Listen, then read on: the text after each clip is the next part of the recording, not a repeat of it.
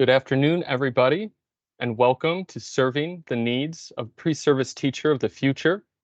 My name's Daniel, and we have a fantastic panel of 5 experts here today. They're going to explore how programs are making an impact and changing the way that colleges and universities are preparing pre-service educators. So I'm going to give just a brief introduction of our panel and then hand it over to Dawn, who will be our host today. So first up is Nila Gorman. Nila is a former pre-service teacher and middle school educator in St. Louis, Missouri. Nila's time as an educator includes experiences that range from being in the classroom to being a mentor to overseeing athletics. And in 2013, Nila was a recipient of a Teacher of the Year award in her school district in Missouri. For the past 6 years, Nila has served in a special education educator role, and then over the past year transitioned to her current role with us at Kognito. Next up is Katie Donaldson. Katie is Associate Director and Master Teacher of the You Teach Dallas program at the University of Texas at Dallas. Katie is also Professor of Practice at UT Dallas, and in 2021 received the Outstanding Master Teacher Award for the You Teach STEM Educators Association. Next is Dr. Scott Ashmann. Dr. Ashmann is Associate Dean in the College of Health, Education, and Social Welfare, the University of Wisconsin-Green Bay, and Scott's research focuses on the professional development of secondary science teachers and leadership issues in mathematics and science education. Dr. Jennifer Green is Associate Professor at the Wheelock College of Education and Human Development at Boston University. Dr. Green's research focuses on understanding the role of schools and providing services to students particularly with additional emotional and behavioral disorders. And Dr. Green's also first author on a publication that we'll be looking at today. Nikita Khalid is a research scientist at Ascend Learning and is a doctoral student studying educational psychology. Nikita's main research interests are studying the impact of technology on mental health and behavioral health, and how humans interact with virtual humans and the promise of that type of education. And finally, our host, Dawn Bornheimer, is director at Kognito, and over the 20 years of professional experience has worked as an educator in the classroom up to a world-class sales and education and marketing professional and executive. So as a leader, Dawn really believes that her role is to coach and mentor, which is perfect for the role of host here today. So I'm going to go on mute, and Dawn, I'll hand it over to you. Wonderful. Thank you so much, Dan. I'm super excited for this conversation today. In this discussion, we're going to take a deep dive into pre-service teacher programs, the needs that we are hearing from these different experts, and really take a look at what experts, educators, and researchers can offer us in this conversation. Before we get started, we do have a few things to be aware of. We are going to be recording this session, and you'll be able to access the recording on demand. If you have a question, feel free to use the chat bot. And lastly, please feel free to share anything that you are doing that comes up for you while you're listening that you want to share with the group. Often we learn from one another, so your thoughts and feedback are welcomed and invited through the chat. And I just want to take a moment to express my deep gratitude for all of the educators that have chosen this profession.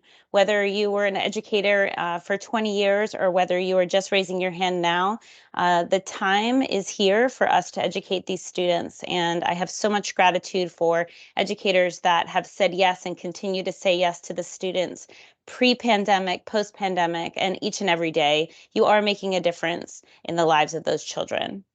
And so without further ado, I'm going to pass the baton over and invite Nila Gorman to join us. She's a former pre-service teacher, middle school educator, as Dan described, and she's going to give us a perspective on what it was like for her in the classroom and transitioning both through a unique time in history with education. Nila? Thank you, Dawn. I'm delighted to be here and speak a little bit about my pre-service experience and then my 14 plus years in the classroom, which has just recently changed. And so I think that there's definitely a few things when looking at skill sets for pre-service teachers. I had a wonderful education going through undergrad, but one thing that I did take away in regards to that experience is when we're building those skill sets for our pre-service teachers, I believe that one of the most important skill sets that our pre-service teachers need is to learn how to build that foundation of trust and those positive relationships with our students. Um, I think that I know for a fact in regards to research that there is a direct correlation when we're building a positive climate and culture in our buildings. You will see an increase in attendance. You will see an increase in achievement and an overall well-being of our students. They're excited to be in the classroom in the building because of the relationships that have been built. When we're entering into the classroom, though, our students come from a lot of different backgrounds. They have different academic needs, social needs, socioeconomic status, ethnicities, trauma. Trauma is the big one. I think that we definitely have experienced enough in regards to our courses. We are prepared with the content, with making sure we know how to build those wonderful lesson plans that are 5 to 10 plus pages, that we are addressing every differentiation that we need, making sure that all the learning styles are addressed. Students who have IEPs and 504 plans, we're making sure those accommodations are listed. Students who are performing above grade level, we want to make sure that we have differentiated instruction for them. Then we go into the workforce and we are required to take mandated training and required trainings by the district, those wonderful sit and click trainings that I thought that I did really well at. And I thought that I was prepared for the classroom when in fact, I simply wasn't prepared. I was not prepared for those difficult conversations with students because they are coming to us with completely different backgrounds. Fostering a sense of trust in that classroom is not something that's an innate trait. We don't have it automatically. It is a skill that comes over time. It's developed. We master our craft and we have to practice it. Even as adults, we have to practice to build those positive relationships. And we have those expectations from each other as adults and as professionals. But when students enter our classrooms, we feel that they are ready to learn and they want to be engaged in all the content. And at times, myself included, forgot all of the items that they're carrying with them to the classroom. Maybe they didn't have breakfast that morning. Maybe they're taking care of their younger siblings. Maybe there's no parent at home to help support them with their homework, and so they didn't come prepared that day. And we tend to think that those are not the things that we need to focus on because there's a huge push for academics. How are they performing on math, science, and English, which is something that I was tasked with as an ELA teacher. And when I sat one day, I said, my job as a teacher is to be someone who has a growth mindset, someone that is a reflective practitioner. And I felt academics needed to come second. Building those relationships with my students was what was most important, but also making sure that I'm looking at them as individuals. They are not the same. It's not this one size fit all. It's not equal. It's about equity, and students need different things in order to build that trust with your students to move forward. And those things will then follow suit. So we need to model and engage with our students in a different way. We need to make sure that we're addressing building those communication skills. Think about students who have experienced trauma, and trauma looks very different for very different people. Don, you and I could experience the same situation, interpret it completely different. It might not have impacted me, but may you, or vice versa. And knowing that the students are coming with the skills that they have, they are doing the best that they can.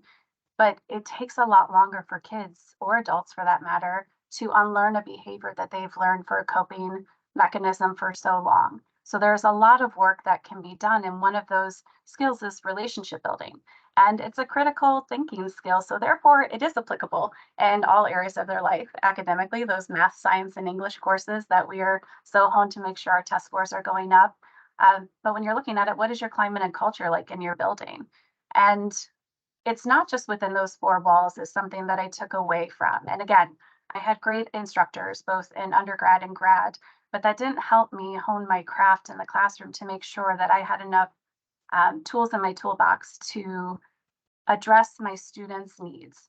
And it was really taking those moments to reflect and build that trust with my students that I had to think outside of the box. And that wasn't something that I personally learned in my university classes.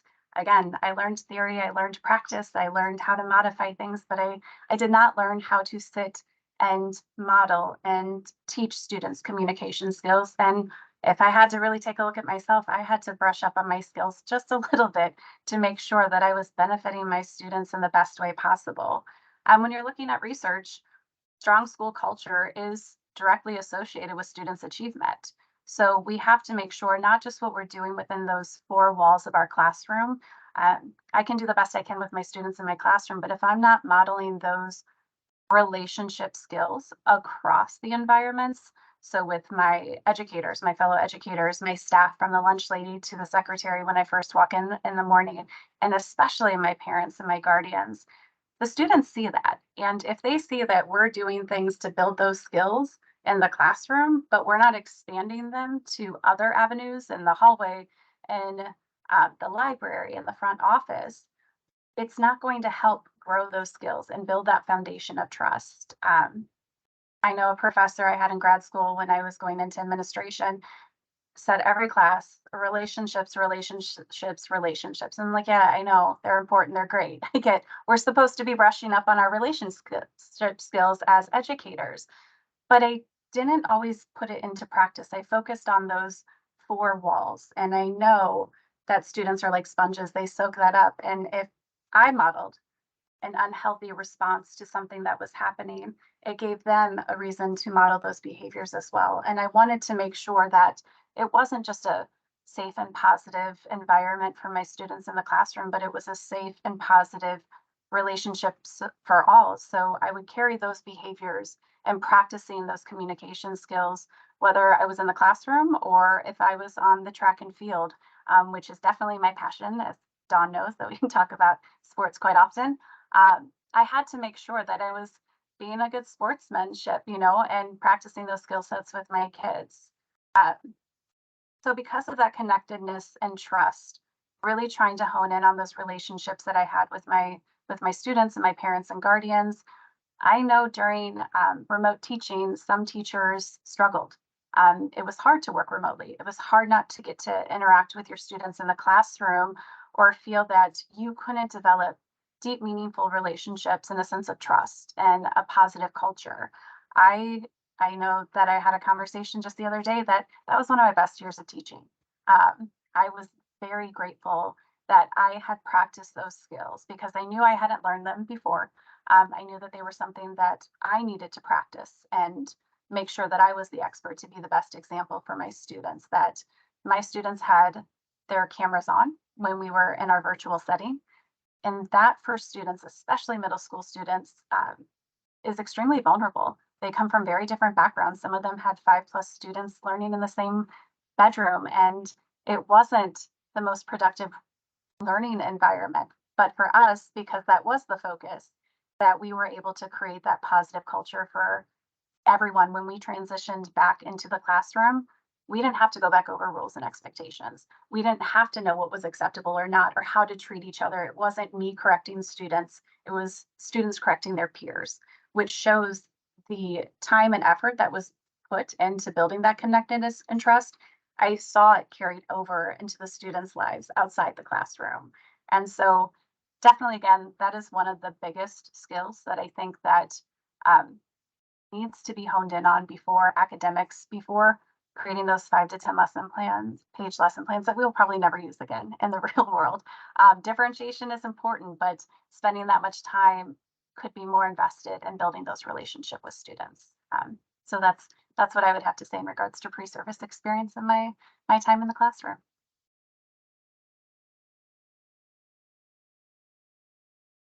Beautiful. Thank you so much, Nila. I really appreciate your reflection on that time, especially. I think it was a really challenging time for many, and the pedagogy for teaching in a remote environment is vastly different than the pedagogy of teaching in a classroom. And at the core, relationships are always going to matter in those environments, especially when you're asking the students to step outside of their comfort zone, whether that be turning on their camera or acknowledging a reason why they couldn't accomplish something that day.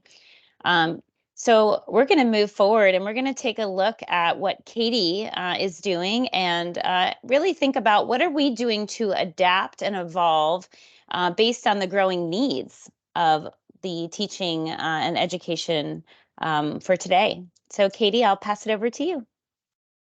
Hi, everyone. My name is Katie Donaldson, and I am a master teacher and the associate director at UTeach Dallas. So what that means is I am recruiting teachers to become to go into secondary STEM classrooms.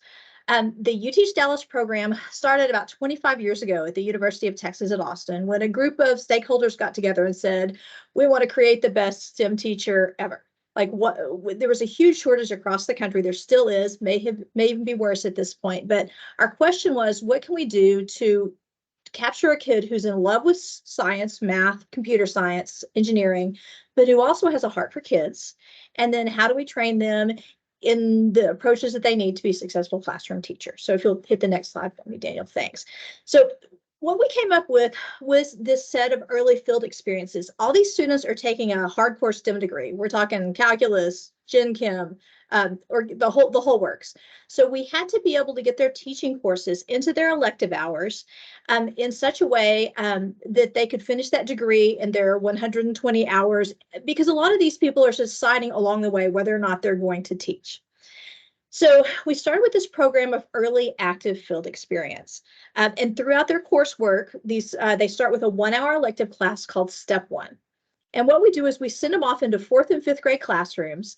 And we're like, we know you like kids, but have you ever actually tried being around them and seeing what's going to go down here? They're not ready to write the 5-page lesson plan, but we create for them a hands-on 5E lesson, and we send them out to a local elementary school to teach for an hour.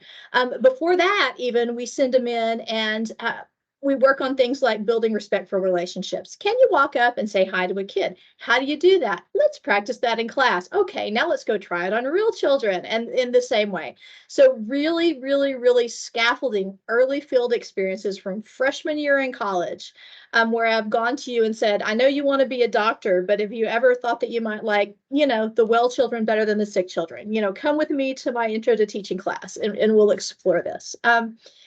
A lot of them love the experience, and we retain about 50 to 60%, and that is by design. We don't want you around the children if you do not like the children. We want those people who love teaching to be the ones that go forward. Next time, we'll send you out to a 1-hour elective class where you go to a middle school classroom. All of our students are going to certify, or specialty program, all of our students are going to certify either 4th through 8, but mostly 7 through 12, math, science, computer science. But we like to start them out with the littlies just because they clap and they're excited for you to be there. And it's a good way to learn how to build a relationship with the kid, to start with the younger ones. Also, elementary school teachers, classroom management, off the charts. They will make you behave, and they will teach you how to do that with your children. So at this point, you go into a middle school classroom, you get to specialize in math or science. We're bringing out hands-on lessons.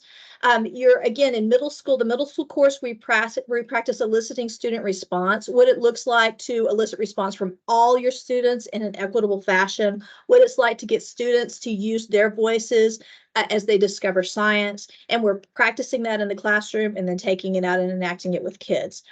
In classroom interactions, which is the next course down, it's our first 3-hour course, we send them out to high schools and do the same thing. At that point, they're learning all about, 504 and differentiation and getting into the real lesson plan writing. That's where our Kognito courses comes into play. They get the really like the face-to-face kind of work with the level of students they're going to be teaching. We also have a project-based instruction course, last capstone course before they student teach, where they're out at an academy, a science or math academy, doing project-based instruction in a unit, like a week-long unit. So they're really getting those deep interactions with kids where they understand what they're getting into before they ever do their clinical teaching semester. So last semester's clinical teaching, and we found that as the program progressed, and especially as we hit pandemic, that we were doing a lot of what Nila was saying. We were telling kids how to do things, and ours were even going out into the field and getting to sort of practice them, but we weren't doing the kind of practice in the classroom that we needed to be to meet the needs that we were seeing. So we have been looking at data, looking at Texas has a principal survey and an educator survey as they finish up their courses, looking at where they're scoring things. Do you feel like you're ready to do differentiation in the classroom? Do you feel like you're ready to build relationships with kids? And we were seeing those scores going, we can do better. So again, this practice-based education where we're actually practicing with peers, having an enactment, coaching practice, talking about it, and then sending them out to the students. And even then having a teacher stop and go, okay, hey, I saw you do that. Let's watch me do it this time, and then we'll try it again. I think that is really making a difference on whether our kids are ready to enter the classroom. Another thing we've done since pandemic, one thing I should also mention about our program is that we have an induction piece. We follow students for 3 years in the classroom. We offer, everything from new teacher kits. I've had kids crying, calling, I don't have a trash can in my room. I don't know what to do. We'll bring you the trash can. We raise grant funds, so we have an induction program and a dedicated induction teacher that goes out and can do classroom visits. We have social networking that we do. Over pandemic, we instituted, everything went viral, or not viral, everything went virtual. Everything did go viral in a strange way during pandemic, but that's another biology story. But everything went virtual, and that actually helped inform us on how to keep our kids together as a group, as an alumni group. We found that to get them together, once a month, to have socials at the time that were virtual and now moved into socials out, in the world. They needed that time as teachers to be a family, to be a community, and to share with each other what they were doing. So that's one positive thing that came out of our pandemic was building those groups with teachers so that they could be mental health support for each other. So that is what we do. We're a national, I don't know if you know about UTeach, but we're a national organization. Like I said, that started 25 years ago at UT Dallas. We've been in business for 15 years. This is our 15th anniversary. And it's just a network of universities across the nation that are just dedicated to preparing the top math and science teachers. And one more slide for me. I think I have one more. So just so you know about our program, we started graduates in 2011. To date, we've certified 335 secondary STEM teachers. We're kind of a nerdy STEM school. Our average GPA of our kids is 3.5. That means they understand science and math, but not necessarily that they understand children. And so that's kind of where our program comes up and meets them. One of the things we are really proud of is we have an 85% retention rate over 5 years, which is crazy right now. And we think that we need to do more data research, and we're working on that. But we think a lot of that has to do with the induction piece and the early field experience practice that students get. They're prepared when they get into the classroom. They know what they're going to see. Even in clinical teaching, they're familiar with what they are getting themselves into, I guess. It's the best way to say that. Also, because we're in the Metroplex area, we find that when they practice in high need schools, they're not afraid to take jobs in high need schools. So if you went to had a wonderful experience with 4th graders in Dallas ISD, you're like, oh, Dallas ISD, yeah, I've been there. I'm okay to do an inner city classroom because I feel like that, I had a wonderful time with those students. So that's one of the things that we're proud of too, is that more than half our students choose to enter high needs classrooms. And so far, just if you do a little math, we served about 240,000 students to date with our teachers that have been in the program. So that's our story at UTeach Dallas and UTeach Nation is what we call ourselves, the UTeach Institute, if you're interested in more information. But we believe in early field experience, training teachers to talk to kids, to really know before they go. And we're all about recruiting the best of the best STEM teachers, the best of the best STEM students to be the best of the best STEM teachers. Oh, that was wonderful, Katie. Thank you so much. I think what's so inspiring to think about is over time how we've decided how to scaffold that learning opportunity for our educators so they can be set up for success. I'm dating myself a little bit, but I was in a pre-service teacher program over 20 years ago. And so just to watch the evolution of all of this is really inspiring. Our next speaker is Dr. Scott Ashmann, and Scott's going to talk to us a little bit about integrating learning models into the curriculum and taking a look at what that professional development component may look like for our pre-service teachers. So Scott, I'll turn it over to you. Sure. Thank you very much. I think that my presentation is going to dovetail quite nicely with what Catherine just presented. So my first slide, our mascot at UW Green Bay is the phoenix, the Greek mythological bird. So we rise all the time. So I had to put in that slide because our marketing department requires us to do that. But other than that, it's also kind of cool. So I am associated with the professional program in education. I was a faculty member in the program for many, many years before taking on the role of associate dean of the college. This college does include that teacher preparation program. I'm a professor of science education. I'm also the former chairperson of the professional program in education as well. And I thought I would share two things with you in the time that I have. First is an overview of our program, just to give you some context. And then the second thing is responding to the question of how are we evolving as a program. So our program has some milestones. Obviously, the first one is to be admitted to the university overall. We have now changed our focus in admissions over the past few years. We are now an open access institution. So if you're I think our slogan or motto is, if you're willing to learn, we're willing to teach you. So we have seen an increase, of course, in admissions. We're one of the few. The University of Wisconsin system is 13 schools. Our flagship campus is in Madison. Madison is growing because they can recruit nationally and internationally, and we are the only other school in the system that's growing as well. All the others are showing declining enrollments, like many institutions across the country. So you're admitted to the university. We have some pre-admission requirements, one of them being completing 28 college credits before you apply to get into the education program itself. Another one is that you show competency in math, reading, and writing. So there are various ways that students can do that. Another one, though, that dovetails nicely with what Catherine just presented is a course that students can take first semester, first year, Education 208. It's a kind of an introduction to education class, but there's a field experience that goes along with it. 30 hours out in a classroom. Most of the placements are upper elementary or middle school.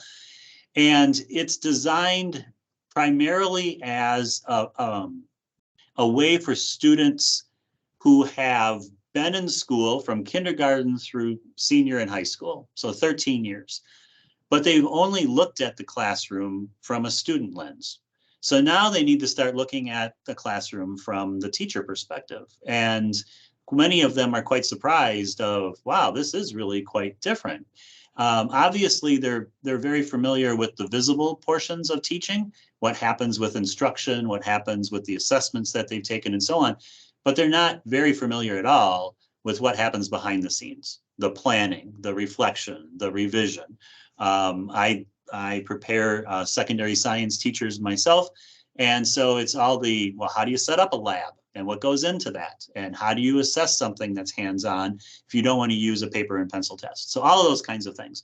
So that goes on during that first semester. Then they fill out an application for the program.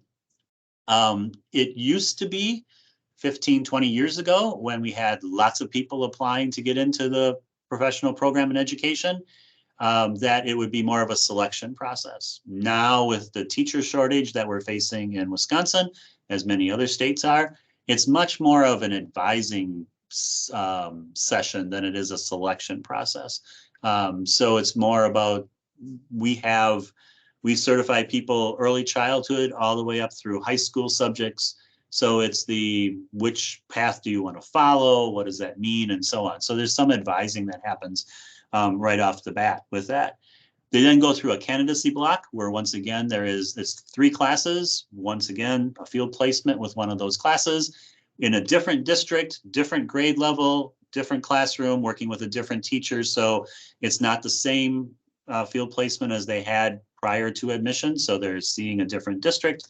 Then if things go well, they're fully admitted. There are more field placements, at least 2, that go along prior to student teaching. So by the time they get to student teaching, that last semester, that's full-time, full days, full semester in a classroom, or 2, they can either do one 18-week session or two 9-week sessions. They have had over 100 hours in a classroom prior to student teaching.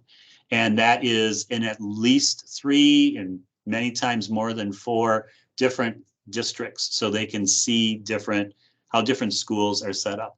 I've been in education for a long, long time. I have never walked into 2 schools where I'd say, oh, these 2 are exactly the same. They're always different in some way, shape, or form. So we really strive to give them different kinds of field experiences. So my last slide is about how we are evolving. And I want to focus on 3 things. There are other ways that we're evolving, but I think technology, advising, and field placements are probably the 3 that are the most relevant. Technology, obviously the K-12 school districts in Wisconsin, like across the country, each one of them has a different ability to involve technology. Some of them are wealthy districts, they've got lots of technology. Some of them are poor districts, they have very little technology. But we work with districts that use only Chromebooks, and then the next school district will use only iPads. And some school districts really still rely a lot on smart boards for instruction. So we take a lot of our direction from the K-12 and what they're using in technology. But then we also have our university-based technology as well that we're using in our classrooms with our students. And I must say that there are very, very few silver linings that came out of COVID, but maybe one of them was that we now have much more technology on our campus than what we did 5 years ago. We now have point-to-anywhere classrooms, so as long as you have an internet connection and a laptop, you can connect to the class. So that's allowed us to teach in different modalities, which has been good. We've also, our curriculum has changed as well in some respects. Prior to COVID, we had a social studies methods instructor that said, well, of course my class has to be in person because I'm preparing our students for an in-person career. I can't teach social studies methods online. Well, then COVID happened. And guess what? We found a way to teach social studies methods online, just like all the other classes. And now that's an online class exclusively. So that is the technology piece, of course, is evolving a lot. A lot of differences in advising. We now have an embedded career advising and embedded academic advising in all of our programs. And that is to help our students develop in many ways. And we see lots of mental health issues with our students, like many other places do. And so it's partly that. It's also partly academic advising, so they're not taking classes that they don't need. It helps with retention if we can say that, yes, you're going to be finished with your degree in 4 years or 4.5 years. And we strive very much with our advising to not have students take that extra semester. And then field placements. Being in Green Bay, we have a wide variety for the selection. Green Bay Public Schools itself is a majority school district. So if they want to work with diverse students in terms of socioeconomic status and race and ethnicity, Green Bay Public Schools is a great place for them. We also have suburban districts that are quite wealthy, and so they have lots of different resources. And then not too far out of Green Bay, it gets very rural very fast. So lots of farmland and trees. And so a lot of those districts are very small and not well resourced. So they have lots of variety in terms of selection for their field placements. We definitely focus on knowledge, skills, and now even more so with dispositions, to talk about what Nila was talking about with building relationships with students and those dispositions of how do you do that, and the wanting to do that, and understanding the importance of doing that. The supervision that we're using, we're relying more on retired teachers now. There are more retired teachers now, and so we can use them as a resource, and they've been great to go out and supervise the field placements. And then again, we're offering these placements in multiple school districts and schools and grade levels and subject matters. So in that way, it's very much the opposite of a residency model, maybe where they are in one district and one grade and working with one teacher for an extended period of time. So I think I'll leave it at that. Beautiful. Thank you so much, Scott. I love the perspective on getting the variety available so that the students can really determine where they want to serve and where they want to spend more of their time and where they feel most at home. And I just love that the field placement carried through from Katie to you, because I think it's so important to have the opportunity to get that hands-on experience and the layers of support. In higher education, we talk about strengthening that web of support. And you guys are echoing that here for these pre-service teachers. So that's very exciting to see that threaded throughout. So our next speaker is Dr. Jennifer Green. Jennifer, I'm excited to hear a little bit about what you've been up to and how you see this showing up in your research.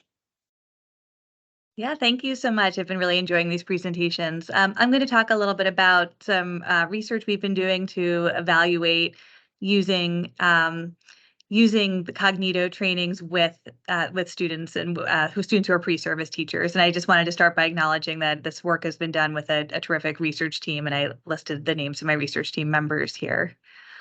And the context is concern since COVID about student mental health, but really even before COVID, rising levels of mental health needs among students, and a need to address those mental health concerns. And if you go to the next slide, this slide, it shows two images of the United States and the prevalence of mental health need among students, and then also the figure on the right shows the high level of unmet need for mental health services. And studies have consistently shown that nationally, only about a third to a half of students who have identified mental health need receive mental health services. So a very high percentage of students who could benefit from mental health services don't receive those services. Some key background, we know that teachers play a key role in identifying mental health needs of students and in supporting those students and referring those students for mental health services. But most teachers have very limited preparation in supporting student mental health in their pre-service preparation programs. As Nila, you were talking about this too, it's not always a focus of pre-service programs. And even teachers who are in the field often say that they feel like there's a great need for them to support students, but feel like they don't have the preparation or the knowledge of how to support their students. And this has an impact because we know that there are disparities in which students have access to mental health services. And because some teachers aren't aware and some school staff aren't aware of how to identify and refer students equitably, that pathway can contribute to disparities. And we've been looking at Kognito at Risk for K-12 educators, which is one of the Kognito programs. It's a suite of online interactive training programs for elementary, middle, and high school teachers. The program is online and self-paced. It takes the one that we were evaluating took about an hour to complete, and used a strategy called identify, approach, and refer. So the strategy prepared teachers to know how to identify common signs of mental health concerns, how to approach a student to talk about mental health concerns, and then how to refer students. And the advantages, or some of the advantages of this kind of format for providing this training, is that it's a simulation training, so it can be completed in a low risk environment where pre-service teachers can play around with different options and see the outcomes without trying it out with actual students. They have a chance to practice, and it's easy to disseminate because it can be done at home and in a self-paced way and on students' own time. So our research questions that we are trying to address is, does this Kognito intervention increase the preparedness and confidence of pre-service teachers to address student mental health? And we think that pre-service is a really optimal time to be looking at this topic, because we know that from other studies that pre-service is when teachers start to form their conceptualization of students and start to understand student behavior. So understanding whether student behavior is, for example, problematic behavior or a sign of a mental health challenge is a lot of the development that happens as pre-service teachers. So we're very interested in coming in with these kinds of trainings during pre-service opportunities. So we have 2 studies. We have a pilot study that is published, and then we have a full evaluation that we completed in 2019, which is what I'll present today, which is funded by the Spencer Foundation and is not yet published, but I'll share some of the data with you. And our evaluation randomly assigned participants to either complete the Kognito training or to complete terrific training by the IRIS Center at Vanderbilt on instructional scaffolding. So also a valuable training, but on a different topic. I'll just so that you know the format, we gave all the teachers a pre-survey, the training, a post-survey, and then 4 weeks later, we did a follow-up survey. We had invited 23 colleges and universities to participate. And just to highlight what we ended up with, we had 319 participants, which was about a 13% response rate. This slide shows the demographic characteristics, or some of the demographic characteristics. And I don't know if you want to go back a little bit, but I had a finding slide there. If that maybe it's no longer in here, I'm not sure. But there's a slide that shows change over time. Yeah, thank you. So this shows our measure of preparedness and our measure of confidence, and the green line are the students, the pre-service teachers who completed the Kognito training, and the orange line are the pre-service teachers who completed the IRIS training. And what this shows essentially is that even though the students who were in the Kognito training started out feeling less prepared and less confident, after the training they felt more prepared and more confident. And that difference is statistically significant, and it persisted for 4 weeks. So that follow-up, they continued to feel more prepared and more confident than their peers who had done the other training in supporting student mental health specifically, which is what we were measuring here. Some of the, if you go to the next slide, some of the questions we asked them is we were really interested in implementation, and we said if the training were available to all pre-service teachers at no cost, what might prevent teachers from completing it? And these on the right-hand side, you can see some of the challenges that our pre-service teachers said might prevent them from completing this training. And on the next slide, we said what might make it more likely that they would complete it. And they also gave us some recommendations around increasing the likelihood that they would participate in the implementation. So I'll end there, but we're very eager to identify effective and evidence-based trainings and preparation materials that can be used in schools to support teachers and in studying and documenting what works and for whom, and what how to implement those effectively in practice. Thank you so much, Dr. Green. It's really powerful to hear the voices of the educators, pre-service teachers come through your research. And so recognizing that time is a concern for them is important for us to hear, as those of us that are looking to support them more deeply. So recognizing this is super important. So thank you so much for sharing and your continued work. I know you're not done yet, so we're excited to see more of what you have to offer in the future. We're going to move ahead, and we're going to pass it over to Nikita. Nikita Khalid is a research scientist here at Ascend Learning, and she's going to talk a little bit about what we can learn from the data and help inform how we can continue to support these educators going forward. Nikita? Thanks, Dawn. So yeah, my name's Nikita Khalid. I have worked with different types of research on a variety of different educational online programs for, I'd say, the last 5 years or so.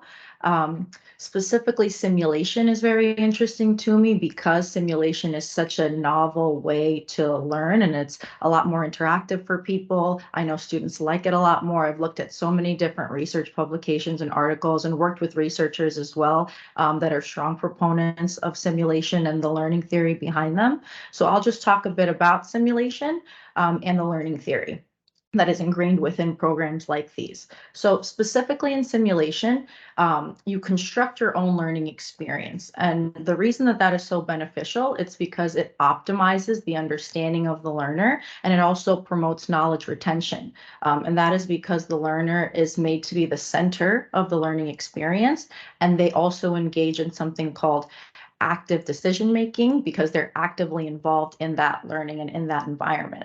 So here learners can kind of pick unique different pathways. They create their own, not so much so curriculum, because the curriculum and the content is already there. It's been created by subject matter experts, but the learner kind of has their own unique pathway through it. And if they need to go back, if they don't understand something, they can. If they need some sort of feedback, another thing that's really important in education and instruction is how to receive feedback, as well as how instructors give that feedback. So for simulation, specifically for Kognito simulations, there are features like virtual coaches, and the virtual coach will act as an instructor that will give feedback throughout the learning process. So it's not so much summative, which is when you have feedback at the end of a program, like you take an exam, for example, or you receive feedback at the end when you're done. Formative feedback is kind of throughout the process,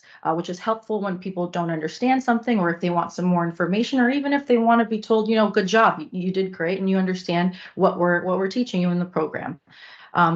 In addition, situated cognition, which is something that I'm really interested in, is a theoretical approach to human learning. And that supports the idea that learning takes place when an individual is doing something, when they're actively involved in the environment that they're learning in. And with situated cognition, you can create meaningful connections via the experience of the learner that's unique to them. And as well, it's important to talk about cognitive load. There's been research on cognitive load for a number of years.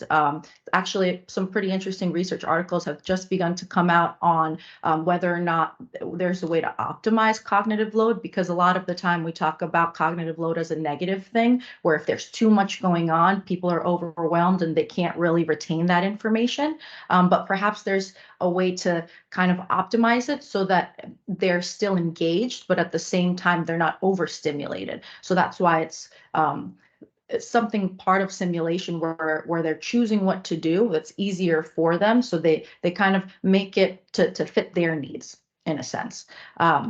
Next slide, please. Now we'll talk a bit about the learning model specific to conversation platforms like the one that we've discussed so far. Here we use an evidence-based communication tactic known as motivational interviewing. I don't know how many people know the acronym OARS, but OARS stands for open-ended questions, affirmations, reflective listening, as well as summarizing. And that is a key evidence-based communication strategy that is taught and learners are able to practice throughout the Kognito learning experience. And then in addition, we have things like emotional regulation. It shows people how to take different perspectives, and it's ingrained in theory of mind. We also really value the way that we can empathize with one another in conversations. So Kognito simulations will allow learners to build their skills in empathy, as well as increase their empathic accuracy while they're conversing with virtual humans. And actually, that's a perfect transition to the next and final slide that talks about why virtual humans. So some instructional benefits of virtual humans are that they're not real people. You do not feel so nervous to talk with them because there is no judgment. There is a decrease in a transference reaction, which means that when somebody is conversing with a virtual human, they are designed in a way that is supposed to minimize the anxiety that you feel and minimize also whether sometimes you just recognize someone, right? You can look at someone and say, I know that person, but I just don't know from where. So that kind of feeling is what gets us a little bit nervous or a little bit uncomfortable when we're trying to converse with a new person. And that's why virtual humans are designed in a way that are neutral in appearance. So they'll decrease transference, they'll decrease social evaluative threat. And then hopefully this also increases engagement and increases openness and allows students to kind of try new things without fear of judgment or fear of being incorrect. And they can sit in the privacy of their own home or in a classroom and just, you know, play with the program as much as they'd like to. And I'll just close with some remarks remarks on other benefits of virtual humans. It's a personalized experience, of course. And lastly, we can reach geographically dispersed areas, which is super helpful because when you reach geographically dispersed areas, we can kind of get to people that don't necessarily have the resources to travel. We can also reach very rural or suburban neighborhoods as well as urban areas and provide the same fidelity in the learning experience as well, because it is in a program rather than being taught in person. Thank you, guys. Thank you so much, Nikita. It's really interesting to think about the different safe places to learn that decrease the likelihood of that discomfort that you can feel early stages of teaching when you're trying to learn, and ultimately to decrease the likelihood of causing harm while we're learning. Right. And so that field experience, that practice, having a safe space through simulation, all of that combined really gives the educators an opportunity to practice some of those really important conversations. So with the time that we have remaining, we're actually going to have all of our speakers come join us for a little roundtable discussion. We have a few questions that we have prepared, but if there's anything that's in the chat as well, certainly happy to address those.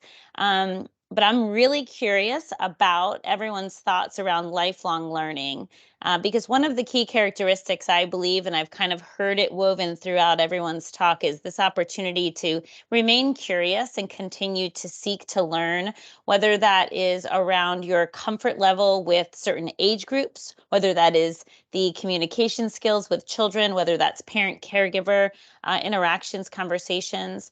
I would just love to hear a little bit. Maybe Katie, you could start us off.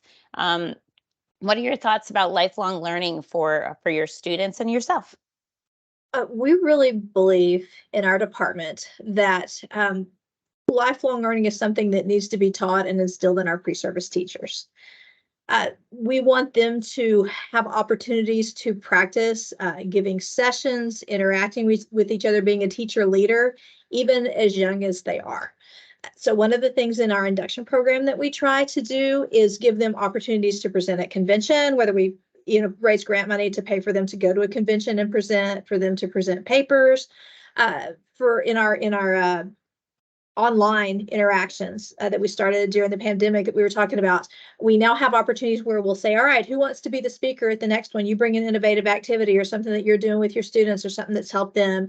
And then they become teacher leaders in their smaller group, and then they become teacher leaders in their school and PD givers and lifelong learners and people that are the ones going to the National Science Teachers Convention and making the changes and making the waves that make STEM teaching a better place. So we are all for it. We try to model that culture in our building. We have a Master's of Arts in Teaching program that has been doing that for years. One of our professors writes for NASA and things like that, the professional development. So we a deep culture of professional development, I think, is huge for pre-service teachers, and lifelong learning is something that you can teach them as they're in a pre-service program.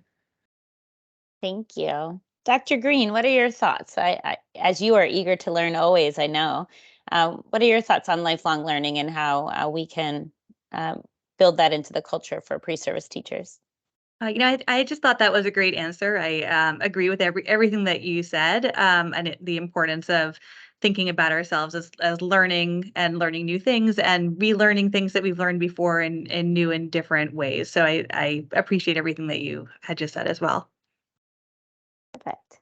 Scott, I'm going to spin it a little bit for you and ask you, in terms of lifelong learning and the adoption of various technologies, what are your thoughts there related to lifelong learning as it relates to technology?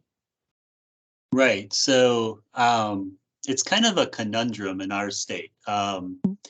We obviously in our program advocate for all of our students and graduates to be lifelong learners. Technology is a great example because obviously it's going at the speed of light or faster in terms of different changes, different technologies that come out, how to utilize those technologies in classrooms. Right now on our campus, like many other campuses, what are we going to do with artificial intelligence? And how is that going to play a role in the teaching and learning process? So there are always questions to be pondered and things to learn. So on that hand, yes, we show the importance and develop that culture of lifelong learning.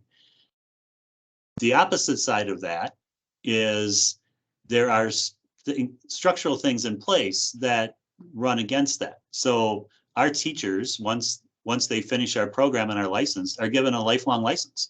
So the lifelong license is basically saying, well, you don't need to do any professional development. You know it all. You've got your license now for the rest of your career. And in our state, most districts no longer are required to provide any incentives for a teacher to get a master's degree. There's no financial incentive for them to do so. There's no extra, graduate credits that they need to earn in a particular time frame. So, there are structural things in place now that are running counter to our advocacy of being a lifelong learner, which is, it's unfortunate, but that's where we live. So. Thank you, Scott. Nila, I'm just going to pass it to you briefly to ask, what's one example of lifelong learning for you as an educator that you carried forward outside of the classroom? I would say one thing that I carried forward is I worked for a nonprofit as well, in addition to teaching, and had my graduate level courses. I would take all of my practicum experience and do it abroad in the Western province of Zambia, which was definitely outside of my comfort zone. But kids are kids all over the world. They have the same problems. They have the same conversations.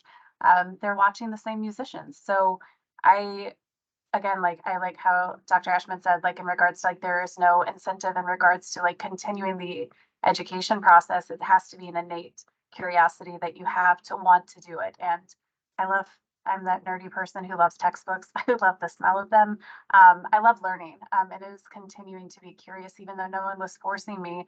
I knew that applying what I was doing in my graduate level courses was not only going to help me within my four walls of my classroom, but it helped me be a better partner to our partners in Zambia. So still being curious. So definitely will be back in the classroom at some point to continue my education. So. Amazing. Thank you. And Nikita, we're going to close out with you. I wanted to just ask, as someone who is actively pursuing your doctorate right now, how is lifelong learning supporting you in this moment? Oh man, well, if anyone ever wants to do a PhD, really think about it. But I've been in school basically my entire life, and I don't know if I'll go back for a second doctorate, but I'm definitely going to finish the first one because I feel like I have to now. At this point, I have about a year left. I've always been curious. I think that education is beautiful. I think that many people say it's the great equalizer, and I agree with that. But I also want to say that education is not the same for everybody, and not many people have the same opportunities to go and get that education. So that's something that should be talked about more, and for people to get more resources and more support, because everyone, if they would like to learn, should have the opportunity to. And I also think, regarding the new technology and continuing with education, that I know many people are anxious or a bit hesitant with all of this new different type of AI and different technology. And I understand those concerns, but I also think that we can look at technology like this as more of an opportunity rather than as something scary. I know I've sat there and read 20-page research articles, 2 to 3 hours probably it would take to really read one of those, but you can also ask an AI to summarize it for you. So you still need to read the articles, but it is still a helpful resource as well. So rather than being afraid, I'd say, take everything with a grain of salt and keep learning and keep asking questions, because that's what's really going to push society forward, as people being curious and continuing to learn. Wonderful. Thank you so much, Nikita. And we want to be respectful of everyone's time, and we're just about at the top of the hour. So thank you, everyone. Thank you, speakers, for joining us. I really appreciate each of your perspectives and insight. It was wonderful to hear from various programs that are across the country looking to serve at the highest level, and just the evolution of what we're doing to meet teachers where they are and help advance the profession. So thank you all for the work that you do, and thank you for joining us today. Thank you.